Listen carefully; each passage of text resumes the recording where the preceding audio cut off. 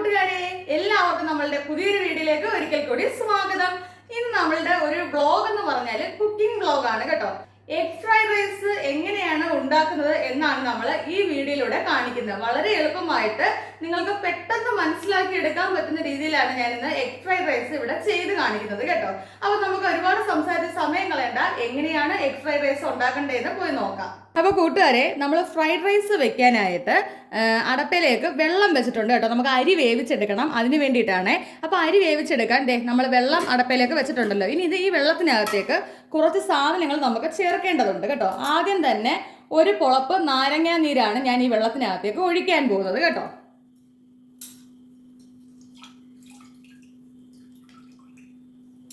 നാരങ്ങ നീര് നമ്മൾ എന്തിനാണ് ബിരിയാണി റൈസിനായാലും ഫ്രൈഡ് റൈസിനൊക്കെ ആയാലും ഒഴിക്കുന്നതെന്ന് ചോദിച്ചാൽ അരി ഒട്ടിപ്പിടിക്കാതിരിക്കാൻ വേണ്ടിയാണ് കേട്ടോ.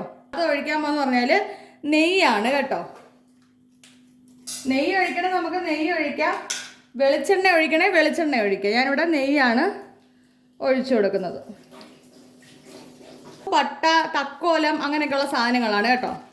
പിന്നെ ദാണ്ടേ തെരളിയില, ഇത് നമ്മൾ ഇടാൻ പോവാണ്. തെരളിയില ഇട്ടിട്ടുണ്ട്. പിന്നെ ഗ്രാമ്പൂ, പട്ട, തക്കോലം, ഏലക്ക തുടങ്ങിയ സാധനങ്ങളൊക്കെയാണ് അടുത്തത് ഇട്ട് കൊടുക്കുന്നത് ഇതിനകത്തേക്ക് കേട്ടോ. ഇനി ഇതിനകത്തേക്ക് നമ്മൾ ഉപ്പാണ് ഇട്ട് കൊടുക്കാൻ പോകുന്നത്. ആവശ്യത്തിന് ഉപ്പിട്ട് കൊടുക്കുകയാണ്. ഒന്ന് യോജിപ്പിച്ച് ഇളക്കി കൊടുക്കാം കേട്ടോ. ഇനി ഈ വെള്ളം നല്ല രീതിയിൽ വെട്ടി തിളച്ചതിന് ശേഷം മാത്രം നമുക്ക് ഫ്രൈഡ് റൈസിനുള്ള അരി ഇട്ട് കൊടുക്കാവേ. 15 മിനിറ്റോളം ഞാനിവിടെ അരി കഴുകി വെള്ളത്തിലിട്ട് കുതിർത്ത് വെച്ചേക്കുവാണ് കേട്ടോ. എപ്പോഴും നമ്മൾ അരി ഒരു 15 മിനിറ്റ് വെള്ളത്തിലിട്ടൊന്ന് കുതിർത്ത് വെച്ചേക്കണം. വെട്ടി തിളയ്ക്കുന്ന വെള്ളത്തിനകത്തേക്ക് വേണം നമുക്കിനി അരി ഇട്ട് കൊടുക്കേണ്ടത്. കൂട്ടുകാരെ, നമ്മുടെ വെള്ളം ഇവിടെ വെട്ടി തിളയ്ക്കുന്നുണ്ട് കണ്ടോ നിങ്ങൾ. ആദ്യത്തെ സ്റ്റെപ്പ് ചോറ് വേവിച്ച് ഊറ്റി മാറ്റി വെക്കുക. ഇതാണ് ഫ്രൈഡ് റൈസിന്റെ ആദ്യത്തെ സ്റ്റെപ്പ്. ഇവിടെ അമ്മയാണ് അരി ഇട്ട് കൊടുക്കുന്നത് കേട്ടോ. ഞാനിവിടെ 2 നാഴി അരിയാണ് എടുത്തിരിക്കുന്നത്. ബസുമതി അരിയാണ് 2 നാഴി എടുത്തിരിക്കുന്നത്. ഇത് നമ്മൾ എല്ലാ ചോറും ഇട്ട് വേവിക്കുന്ന കണക്കല്ല. ഒരു 10-15 മിനിറ്റോളം ഒന്ന് വെന്താൽ മതി കേട്ടോ. നമുക്ക് അങ്ങ് വെന്ത് കുഴഞ്ഞു പോകാൻ പാടില്ല. ഒന്ന് ഇളക്കി ഇടയ്ക്കിടയ്ക്ക് നോക്കണം. നോക്കുന്ന സമയത്ത് നമുക്ക് അറിയാൻ പറ്റും ഒരു ചോറുമായിട്ട് ഒട്ടരുത്. അധികം വേവാത്തൊരു പരുവം, ആ പരുവത്തിൽ വേണം നമ്മളിത് എടുക്കേണ്ടത് കേട്ടോ. അങ്ങനെ വേണ്ട നമ്മുടെ അരി ഇവിടെ നമുക്ക് ഊറ്റാനുള്ള പരുവമായിട്ടുണ്ട് കണ്ടോ. ഈ കാണുന്ന പരുവത്തിലാണ് നമുക്ക് നമ്മുടെ അരി എടുക്കേണ്ടത്. നോക്കിക്കേ, അരി ഇവിടെ തയ്യാറായിട്ടുണ്ട്. ഇനി നമുക്ക് ഊറ്റാൻ പോവുകയാണേ. അപ്പോൾ കൂട്ടുകാരെ, ഇത്രയുമാണ് നമ്മുടെ ഫ്രൈഡ് റൈസിൻ്റെ മൊത്തത്തിലുള്ള ചോറ് കേട്ടോ. നിങ്ങൾക്ക് കാണാൻ പറ്റുന്നുണ്ടല്ലോ, അതാ ഇത്രയാണ് ഫ്രൈഡ് റൈസിൻ്റെ മൊത്തത്തിലുള്ള നമുക്കുള്ള ചോറ്. അപ്പോൾ ചോറാണെങ്കിൽ ഞാൻ ദാണ്ടെ കംപ്ലീറ്റ് ഊറ്റി ഈ ഒരു ബേസിനകത്ത് ഇട്ട് ഫാനിൻ്റെ കീഴിൽ ഡൈനിങ് ടേബിളിൽ കൊണ്ട് വെച്ചേക്കുവാണ് കേട്ടോ. ചോറ് നല്ല രീതിയിലൊന്ന് ചൂടാറട്ടെ, അപ്പോഴേ അത് സെറ്റ് ആവത്തുള്ളൂ. ഈ നേരത്തിന് നമുക്ക് ഫ്രൈഡ് റൈസിന് വേണ്ട ബാക്കി കാര്യങ്ങൾ എന്തൊക്കെയാണെന്ന് നോക്കി ബാക്കിയുള്ള പരിപാടികൾ ചെയ്യാം. ഇനി നമുക്ക് എഗ് ഫ്രൈഡ് റൈസിന് വേണ്ട സാധനങ്ങൾ നോക്കാം. ഇതെന്ന് പറഞ്ഞാൽ ബീൻസ് ആണ് കേട്ടോ. ബീൻസ് ഈ നീളത്തിൽ അരിഞ്ഞു വെച്ചേക്കുവാണേ. ഇത് ക്യാബേജ് ആണ് അരിഞ്ഞു വെച്ചിരിക്കുന്നത്. ഇനി എന്ന് പറഞ്ഞാൽ ക്യാരറ്റ് ആണ്. ക്യാരറ്റ് ഇതാണല്ലോ, നമ്മൾ ഈ കാണുന്ന ഒരു സൈസിലാണ് ക്യാരറ്റ് അരിഞ്ഞു വെച്ചേക്കുന്നത് കേട്ടോ. ഇത് ഒരു സവാളയാണ് എടുത്തിരിക്കുന്നത്, സവാള. പിന്നെ ഒരു ക്യാപ്സും ആണ് എടുത്തേക്കുന്നത്. അപ്പം അത് നമുക്ക് ഏത് കളറിലുള്ളത്, മഞ്ഞയോ ചുമന്ന കളറിലുള്ളത് എടുക്കാം. ഞാൻ പച്ച കളറിൽ ഒരെണ്ണമാണ് എടുത്തിരിക്കുന്നത് കേട്ടോ. പിന്നെ മുട്ടയാണെങ്കിൽ മുട്ട ഞാൻ ഇവിടെ എഗ് ഫ്രൈഡ് റൈസിന് മുട്ട ഒരു 7 മുട്ടയാണ് ഞാനിവിടെ എടുത്ത് വെച്ചിരിക്കുന്നത് കേട്ടോ. പിന്നെ അടുത്ത് നമുക്ക് വേണ്ടത് കുരുമുളക് പൊടി വേണം. പിന്നെ നമുക്ക് വേണ്ടെന്ന് പറഞ്ഞാൽ സോയാ സോസ് ആണ് വേണ്ടത്. പിന്നെ ആവശ്യത്തിന് നെയ്യ്. അപ്പം ഒറ്റ ഫ്രെയിമിൽ കാണിക്കുകയാണെങ്കിൽ ദാണ്ടെ ഇത്രയും സാധനങ്ങളാണ് നമുക്ക് വേണ്ടത് കേട്ടോ എഗ് ഫ്രൈഡ് റൈസിനായിട്ടുള്ളത്. അങ്ങനെ നമ്മുടെ മുട്ടയെല്ലാം കൂടെ ഞാൻ ഒരു പാത്രത്തിലേക്ക് പൊട്ടിച്ചൊഴിച്ചിട്ടുണ്ട് കേട്ടോ. ഇനി ഇതിനകത്തേക്ക് കുറച്ച് കുരുമുളക് പൊടി ഇട്ട് കൊടുക്കാൻ പോവുകയാണ് കേട്ടോ. നമ്മുടെ എഗ് ഫ്രൈഡ് റൈസിനുള്ള മുട്ടയാണ്. ആ മുട്ട നമ്മൾ പൊട്ടിച്ചൊരു പാത്രത്തിലേക്ക് ഒഴിച്ച് അതിനകത്തേക്ക് കുറച്ച് കുരുമുളക് പൊടി ഇട്ടിട്ടുണ്ട്. ഇനി അതിനകത്തേക്ക് ഞാൻ കുറച്ച് ഉപ്പിട്ട് കൊടുക്കുന്നുണ്ട് കേട്ടോ. ഇനി ഇതിനകത്തേക്ക് കുറച്ച് മാത്രം സവാളയും കൂടെ ഇട്ട് കൊടുക്കുവാണ്. ഇനി നല്ല രീതിയിൽ നമ്മുടെ മുട്ടയൊന്ന് അടിച്ച് പതപ്പിച്ച് മാറ്റി അങ്ങ് വെച്ചേക്കാം കേട്ടോ. അപ്പോൾ കൂട്ടുകാരെ, നമ്മൾ ഫ്രൈഡ് റൈസ് ഉണ്ടാക്കാൻ പോവുകയാണ്. അപ്പോൾ ഒരു ഉരുളിയാണ് ഞാൻ ഇവിടെ എടുത്ത് വെച്ചേക്കുന്നത് കേട്ടോ. ഇനി ഇതിനകത്തേക്ക് നമ്മൾ ഒഴിക്കാൻ പോകുന്നത് നെയ്യാണേ. അപ്പോൾ നമുക്ക് നെയ്യ് ആവശ്യത്തിന് ഒഴിച്ചു കൊടുക്കാം.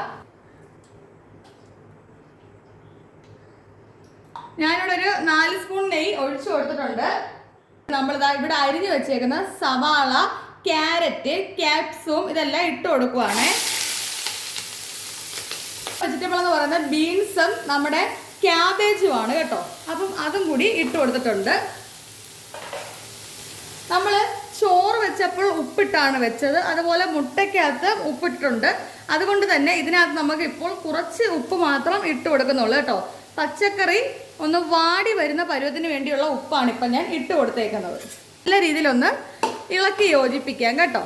ആ നെയ്ക്കകത്ത് കിടന്ന് ഈ പച്ചക്കറി എല്ലാം ഒന്ന് വാടി വരണം കേട്ടോ. ഒരുപാടങ്ങ് വാടണ്ട, എന്നാൽ ഇതിൻ്റെ പച്ചമണമൊക്കെ ഒന്ന് മാറി ഒന്ന് വാടി വരുന്നവരെ നമുക്കൊന്ന് വെയിറ്റ് ചെയ്യാം. നമ്മുടെ പച്ചക്കറികളെല്ലാം അപ്പുറത്തെ ഉരുളിയിലിരുന്ന് വാടുന്ന നേരത്തിന് നമുക്ക് മുട്ടയൊന്ന് ചിക്കി എടുക്കണം കേട്ടോ. ഇതുപോലെ പ്രത്യേക ഒരു പാത്രത്തിൽ വെച്ച് വേണം മുട്ട ചിക്കി എടുക്കേണ്ടത്. അപ്പോൾ മുട്ടയുടെ സ്മെല്ലൊന്നും വലുതായിട്ട് നമ്മുടെ എഗ് ഫ്രൈഡ് റൈസിനകത്ത് അധികം വരത്തില്ല കേട്ടോ. വെജിറ്റബിൾസിൻ്റെ നടുക്കിട്ട് ചിക്കുവാണെങ്കിൽ ഒരു സ്മെല്ല് അത് വരും, അത് ചിലർക്കത് ബുദ്ധിമുട്ടാവും. ഏറ്റവും നല്ലതെന്ന് പറഞ്ഞാൽ ഇങ്ങനെ ചെയ്യുന്നതാണ് കേട്ടോ. അപ്പോൾ നമുക്ക് കണ്ടേ ചൂടായി വന്ന ഈ ചീനിച്ചട്ടിയിലേക്ക് ഞാൻ മുട്ടയൊന്ന് ചിക്കി എടുക്കാൻ വേണ്ടി 1 സ്പൂൺ അളവിൽ നെയ്യ് ഒഴിച്ചു കൊടുക്കുന്നുണ്ട് കേട്ടോ. നമ്മൾ അടിച്ച് പതപ്പിച്ച് വെച്ചേക്കുവാണ് മുട്ട ഞാൻ കംപ്ലീറ്റ് നെയ്ക്കകത്തേക്ക് ഒഴിച്ചു കൊടുക്കുവാണേ. മുട്ട ചിക്കി എടുക്കാൻ ഇത്തിരി സമയമാവും, മൊത്തം ഞാനൊന്ന് ചിക്കി എടുത്തിട്ട് കാണിക്കാൻ. മുട്ട നല്ല രീതിയിൽ ചിക്കി എടുത്തിട്ടുണ്ട് കേട്ടോ. ഈ ഒരു പരുവത്തിലാണ് നമ്മൾ മുട്ട ചിക്കി എടുത്തേക്കുന്നത്. നല്ല മൂപ്പിച്ചാണ് നമ്മൾ ചിക്കി എടുത്തേക്കുന്നത്. അപ്പം നെയ്ക്കകത്തായതുകൊണ്ട് തന്നെ മുട്ടയുടെ ഒരു സ്മെല്ലോ കാര്യങ്ങളോ ഒന്നും ഇതിനകത്തില്ല കേട്ടോ. അപ്പോൾ ഇനി നമുക്ക് മുട്ടയുടെ തീ നിർത്തി കൊടുക്കാം. അപ്പോൾ കൂട്ടുകാരെ, നമ്മളെ വെജിറ്റബിൾ എല്ലാം നല്ല രീതിയിൽ വാടിയ സമയത്ത് ഞാൻ സോയാ സോസ് ഒഴിച്ചിട്ടുണ്ടായിരുന്നു കേട്ടോ. അതിനുശേഷം കുരുമുളക് പൊടി ഇട്ട് കൊടുത്തിട്ടുണ്ടായിരുന്നേ. പക്ഷെ നമുക്ക് ആ വീഡിയോ കിട്ടി എന്നും പറഞ്ഞ വിശ്വാസത്തിലാണ് ഞാൻ വീഡിയോ എടുത്തത്, പക്ഷെ അത് കിട്ടിയില്ലായിരുന്നു കേട്ടോ. അപ്പോൾ അത് രണ്ടും ഇട്ടതിന് ശേഷം നമ്മൾ ചിക്കി വെച്ചേക്കുന്ന മുട്ടയും ഇതിനകത്തേക്ക് ഇട്ട് കൊടുത്തിട്ടുണ്ട് കേട്ടോ. അപ്പോൾ സോയാ സോസ്, കുരുമുളക് പൊടി, മുട്ട ചിക്കിയത് എല്ലാം കൂടാണ് നമ്മൾ ഇതിനകത്ത് ഇട്ടത്. ഈ ഒരു പരുവായിട്ടുണ്ട്. ഇനി ഇതിനകത്തേക്ക് നമ്മൾ നേരത്തെ ആറാൻ വെച്ചിരുന്ന ചോറ് കുറേശ്ശെയായിട്ട് ഇട്ട് കൊടുക്കാൻ പോവുകയാണ് കേട്ടോ. ഞാൻ പറഞ്ഞല്ലോ, നമുക്ക് നല്ല ഹോട്ടലിൽ കിട്ടുന്ന അതേ എഗ് ഫ്രൈഡ് റൈസ് നമുക്ക് വീട്ടിൽ തയ്യാറാക്കാം കേട്ടോ. പിന്നെ നമുക്ക് ഇതിനകത്ത് മുട്ട ഇട്ടില്ല എന്നുണ്ടെങ്കിൽ വെജിറ്റബിൾ ഫ്രൈഡ് റൈസ് ആയി, എളുപ്പമായില്ലേ, നല്ല ടേസ്റ്റ്. ഇതിന് പകരം നമുക്ക് മുട്ടയ്ക്ക് പകരം കൊഞ്ച് വേണമെങ്കിൽ കൊഞ്ചിടാം, എന്ത് വേണമെങ്കിലും ഇട്ടാം. അപ്പോൾ ആ രീതിയിലുള്ള ഫ്രൈഡ് റൈസ് ആവും. നമ്മൾ ഫുള്ളും ചോറിനകത്തേക്ക് ഇട്ട് കൊടുക്കുക കേട്ടോ. അപ്പോൾ കംപ്ലീറ്റ് ചോറ് ഇതുപോലെ ഇട്ടിട്ട് ഇളക്കി എടുക്കണം.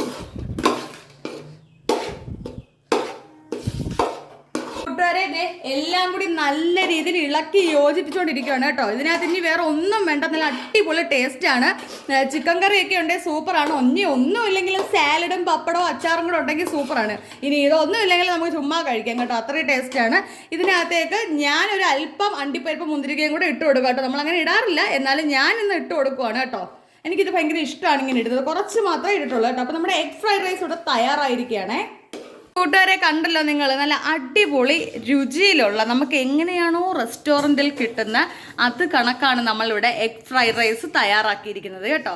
അപ്പം നിങ്ങളെല്ലാവരും ഇതൊന്ന് ചെയ്ത് നോക്കുക, അടിപൊളി ടേസ്റ്റാണ് കേട്ടോ. അറിയാൻ വയ്യാത്തവരുണ്ടെങ്കിൽ തീർച്ചയായിട്ടും നിങ്ങൾ മറ്റുള്ള കൂട്ടുകാർക്കൊക്കെ ഒന്ന് ഷെയർ ചെയ്ത് കൊടുക്കുക. അപ്പം ഓക്കെ കൂട്ടുകാരെ, ടാറ്റാ.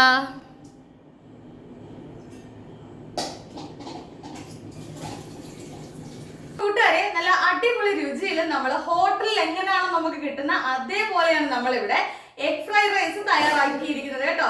അപ്പൊ നിങ്ങൾക്ക് ഈ ഒരു വീഡിയോ ഇഷ്ടമായിട്ടുണ്ടെങ്കിൽ നമ്മുടെ ചാനൽ സബ്സ്ക്രൈബ് ചെയ്യാൻ മറക്കുകയും വേണ്ട. അതുപോലെ തന്നെ നമ്മുടെ വീഡിയോ ഇഷ്ടമായി ലൈക്ക് അടിക്കാനും നിങ്ങളുടെ അഭിപ്രായങ്ങൾ കമന്റായി രേഖപ്പെടുത്താനും മറക്കണ്ട. അതുപോലെ തന്നെ വീഡിയോ ഷെയർ ചെയ്യാനും മറക്കണ്ട കേട്ടോ. വേറൊരു അടിപൊളി വീഡിയോ ആയിട്ട് വരുന്നതായിരിക്കും. എന്റെ എല്ലാ കൂട്ടുകാർക്കും ടാറ്റാ.